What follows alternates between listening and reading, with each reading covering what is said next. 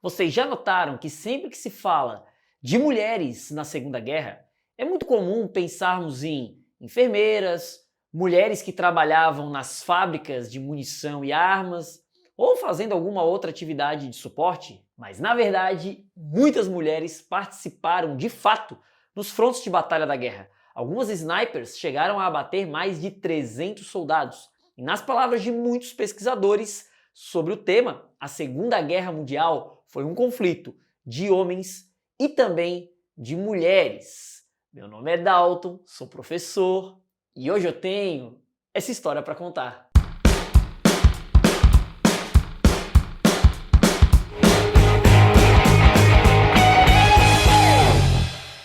Pessoal, produzir esse conteúdo dá um baita trabalho, então não custa nada deixar o like aqui embaixo e comentar o que você achou, ou sugerir novos temas. Isso ajuda muito o canal a se manter aqui no YouTube.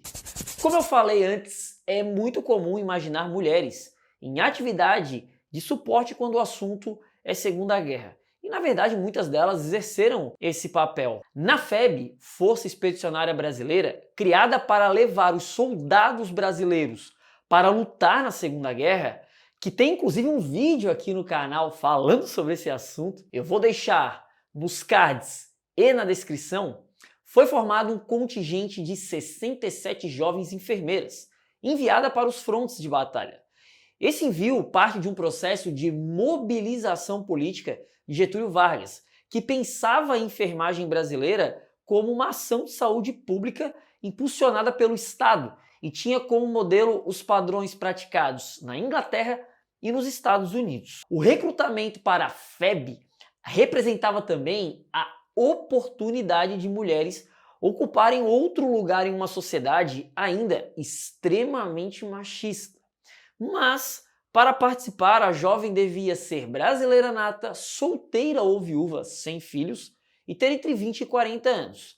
Era preciso apresentar diploma de enfermeira ou declaração de um estabelecimento de saúde atestando o exercício da função. Algum tempo depois, passaram a ser aceitas mulheres desquitadas. As casadas só eram admitidas se tivessem a permissão do marido. Todos os países participantes da guerra tinham mulheres, exercendo alguma função. Um exemplo interessante foram 27 mulheres americanas escolhidas pela Força Aérea do Exército em 42 para transportar aviões. Tiveram também mulheres que atuaram na França como membros da resistência francesa contra a ocupação nazista. Elas carregavam rádios e armas proibidas no compartimento secreto, como carrinhos de bebê, e passavam por revistas por soldados nazistas, entregando esses equipamentos para os combatentes da resistência. Do lado britânico, mais de 600 mil mulheres serviram em serviços auxiliares, realizando trabalhos não relacionados ao combate, como manipular enormes holofotes para avistar aeronaves inimigas com a intenção de bombardear cidades britânicas. A então Princesa Elizabeth, com o intuito de dar ânimo às trabalhadoras, posava usando o uniforme do Serviço Territorial Auxiliar, que era o nome dado ao setor responsável por esses serviços. Ela também aparecia ao lado de unidades de suporte enviadas ao fronte de batalha e chegou a fazer a inspeção dos paraquedistas na Força Aérea da Inglaterra, nas vésperas do dia D. No caso da Alemanha nazista, um dos principais países na guerra, as mulheres, por ordem do próprio Hitler, não poderiam servir no combate da guerra. Os nazistas queriam que as mulheres fossem esposas e mães a serviço do aprimoramento da raça ariana. Existia inclusive um grupo de mulheres encarregadas de aumentar a taxa de natalidade de crianças arianas chamadas de Lebensborn. As mulheres trabalhavam em centros que ofereciam cuidados de saúde gratuito a mães solteiras, muitas vezes grávidas de funcionários da própria SS. E ter filhos era reconhecido como condecoração parecida com a dos homens na guerra. As mulheres que tiveram de 4 a 5 filhos receberam uma cruz de bronze, 6 a 7 uma de prata, e aquelas que deram à luz a 8 ou mais filhos recebiam uma cruz de ouro, algumas vezes da mão do próprio Adolf Hitler. Mas não quer dizer que as mulheres alemãs não participavam do esforço de guerra. Além de algumas servirem como pilotos de avião em operações de logística, existia também um campo de concentração exclusivo para mulheres, o de Ravensbrück. Quem tomava conta do campo e das próprias prisioneiras eram também mulheres a serviço da SS, que era a polícia nazista. Trabalhar em um campo de concentração significava salários mais altos, acomodações confortáveis e independência financeira. Era mais atraente do que trabalhar em uma fábrica, por exemplo. Cerca de 3.500 mulheres trabalharam como guardas de campos de concentração. E todas elas começaram em Ravensbrück, onde pelo menos 30.000 prisioneiras morreram. Mais tarde, muitas outras foram trabalhar em campos de extermínio como o de Auschwitz. Irma Grese, uma das responsáveis pelo campo de Ravensbrück, e que era apelidada de Bela Fera pela imprensa, foi considerada culpada nos julgamentos depois da guerra por assassinato, e ela acabou sendo condenada, inclusive, à morte por enforcamento. Agora, sem dúvidas, o país que mais se destacou no envio de mulheres para a guerra foi a União Soviética.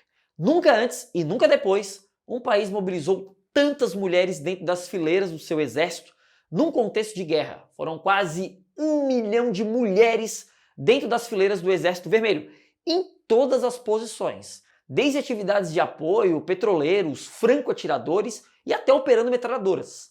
Com a Batalha de Stalingrado, onde o Exército Vermelho enfrentou o exército nazista, o recrutamento de mulheres se acelerou. Elas queriam contribuir para o fim daquele conflito.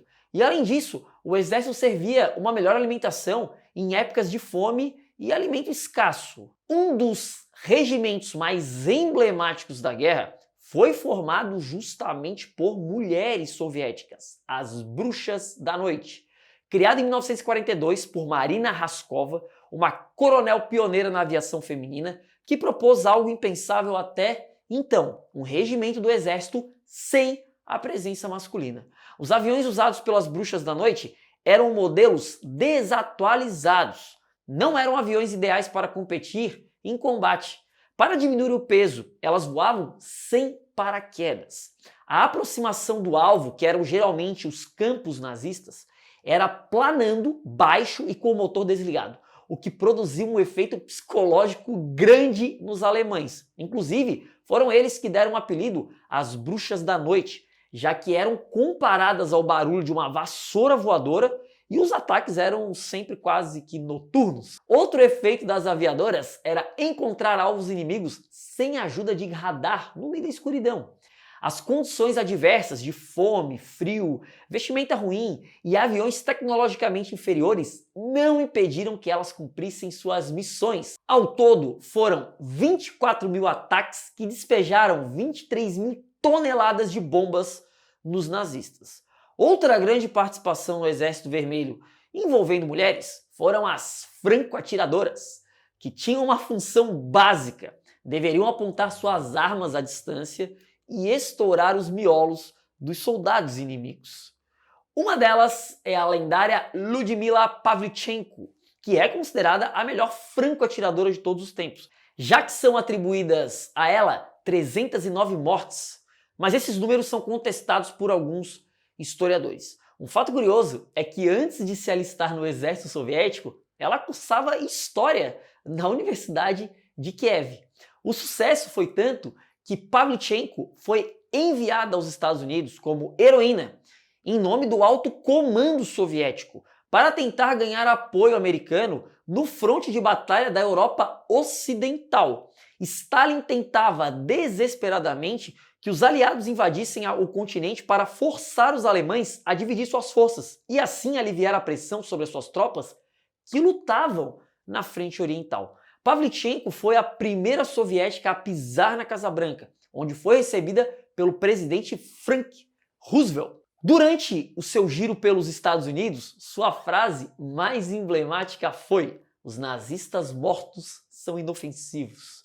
Mas essa personagem tem sua história cercada de dúvidas. Uma das pesquisadoras mais importantes sobre o exército soviético, Lyuba Vinogradova, afirma que é muito estranho que ela não tenha recebido nenhuma medalha em Odessa, batalha que dizem que sozinha Pavlichenko matou 187 inimigos, já que aos francos atiradores eram concedida uma medalha para cada 10 inimigos mortos ou feridos e a Ordem da Estrela Vermelha para cada 20, mas com 75 baixas era concedido o título de Herói da União Soviética. E ela não recebeu essas condecorações naquele momento exato. Uma das hipóteses que é levantada por aqueles que contestam esses números é que eles foram inflados para servirem de elementos políticos e diplomáticos pelo governo de Stalin. Outra sniper famosa foi Rosa Shanina. É ela que está presente inclusive na capa do vídeo. Ela viu sua família ser morta por ataques nazistas e resolveu se alistar no exército soviético. Como tinha um foco grande no treinamento, foi transferida para a Academia Feminina de Sniper. E em uma batalha, a ofensiva de Vilnius, ela matou 12 soldados nazistas. Sua tática era se camuflar bem e ficar escondida na neve ou na vegetação, o que lhe rendeu um apelido de Terror Invisível. Ela não teve o mesmo destino de Pavlichenko, que sobreviveu à guerra. No caso de Shanina, ao tentar ajudar um soldado ferido, ela levou um tiro que foi fatal. Estima-se que ela tenha matado em torno de 54 inimigos de guerra. E no final da guerra temos outra participação importante. Algumas mulheres participaram dos tribunais que julgariam os combatentes acusados de crime de guerra para planejar a estratégia e o procedimento dos tribunais, que acabaram condenando vários à prisão ou ao enforcamento. Galera, é isso. Espero que vocês tenham gostado. Não se esquece de comentar e deixar aquele like. Isso ajuda muito o canal a crescer aqui no YouTube. Me siga também nas redes sociais. Eu vou ficando por aqui. Espero vocês no próximo vídeo. Valeu, galera!